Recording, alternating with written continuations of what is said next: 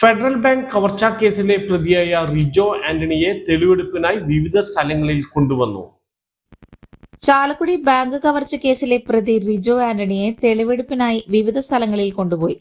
Chalakudy police സ്റ്റേഷനിലെ ചോദ്യം ചെയ്യലിന് ശേഷമാണ് തെളിവെടുപ്പിന് കൊണ്ടുപോയത്. പ്രതി പണം കടം വാങ്ങിയെന്ന് പറയുന്ന അന്നനാടുള്ള സുഹൃത്തിന്റെ വീട്ടിലേക്കാണ് ആദ്യം കൊണ്ടുപോയത്.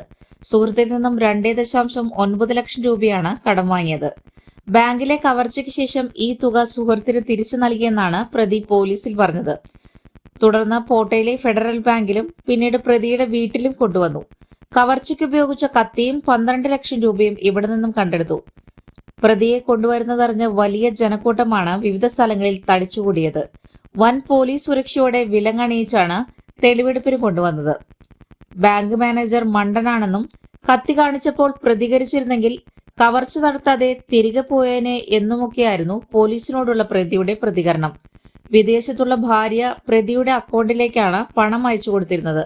ഈ പണം മുഴുവനും പ്രതി ദൂർത്തടിച്ചു.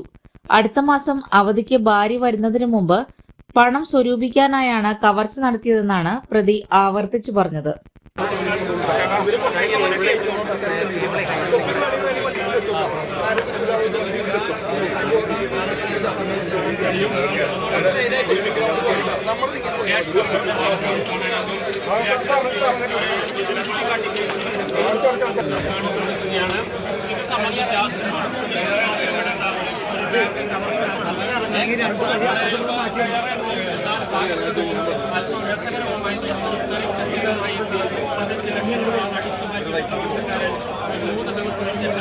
ആ ബാങ്കിൽ തെളിവെടുപ്പിനായി കഴിഞ്ഞ വെള്ളിയാഴ്ച ഈ പറയുന്ന കാണുന്ന ഈ ചാലക്കുടിയിലെ ഫെഡറൽ ബാങ്കിന്റെ ശാഖ സാക്ഷി വഹിച്ചത്.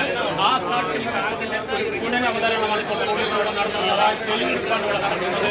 ഏത് രീതിയിലാണ് താൻ കവർച്ച നടത്തിയതെന്ന് പ്രതി പോലീസിനോട് വിവരിക്കുന്നു. പോലീസിന് മുമ്പിൽ ഇതിന് മരണമല്ല, അന്ന് ഇതിന് സാക്ഷികളായ ഇതിന് ഭയം മുറിച്ചാത്തതായ ജീവനക്കാരെ എടുക്കുന്ന ഇത്തരത്തിൽ പ്രതിയുടെ സാന്നിധ്യത്തിൽ വെച്ച്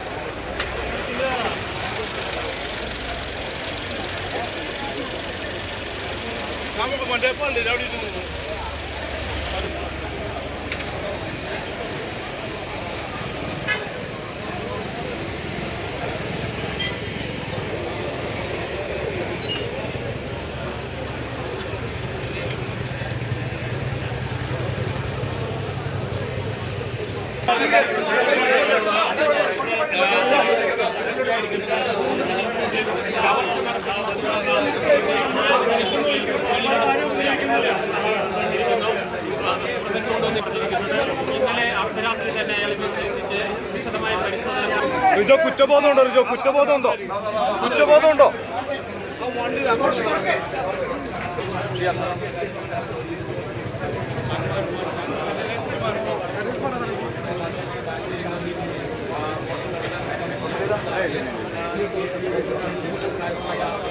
നമുക്ക് ദൃശ്യങ്ങൾ കാണുകയും ചെയ്യാം. റിജോ കുറ്റബോധമുണ്ടോ? റിജോ റിജോ കുറ്റബോധമുണ്ടോ? കുറ്റബോധമുണ്ടോ?